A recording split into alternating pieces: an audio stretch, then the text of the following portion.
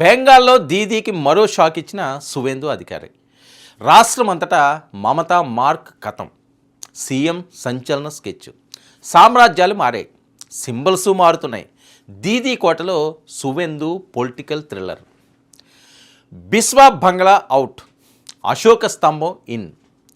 వెనక ఉన్న అసలు వీటిలన్నిటి వెనక ఉన్న ఆ అసలు కథలేంటి? రాజకీయం అంటే కేవలం ఓట్లు సీట్లు మాత్రమే కాదు, అదొక సుదీర్ఘమైన మైండ్ గేమ్.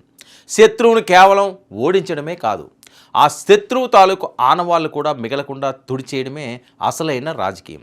సరిగ్గా ఇప్పుడు పశ్చిమ బెంగాల్ వేదికగా ఇలాంటి ఒక high voltage political thriller climax నడుస్తుంది. మొన్నటి వరకు ఆ గడ్డను ఏకఛత్రాధిపత్యంగా ఏలిన దీదీ మమతా బెనర్జీ సామ్రాజ్యం ఇప్పుడు కుప్పకూలింది. నిన్నటి వరకు నమ్మిన బంటు నేడు బద్ధ శత్రువుగా మారిన ముఖ్యమంత్రి సువేందు అధికారి ఒక్కొక్కటిగా పాత సామ్రాజ్యపు గుర్తులను చెరిపేస్తున్నారు. నిన్న అసన్సోల్ దుర్గామాత ఆలయం తలుపులు తెరిచారు. నేడు ఏకంగా రాష్ట్ర అధికారిక ముద్రనే మార్చేశారు. మమతా బెనర్జీ డ్రీమ్ ప్రాజెక్ట్ బిస్వా బంగ్లాలో లోగోలు కూడా ఇప్పుడు చరిత్ర పుటల్లో కలిసిపోయింది. ఆ స్థానంలో భారత జాతీయ చిహ్నం అశోక స్తంభం వచ్చి చేరింది. అసలు బెంగాల్ గడ్డపై ఏం జరుగుతుంది, సువేందు అధికారి వేస్తున్న ఆ పక్కా పొలిటికల్ స్కెచ్ ఏంటి అనేది ఒక్క బెంగాల్లోనే కాదు, దేశ రాజధాని ఢిల్లీలో కూడా హాట్ టాపిక్గా మారింది.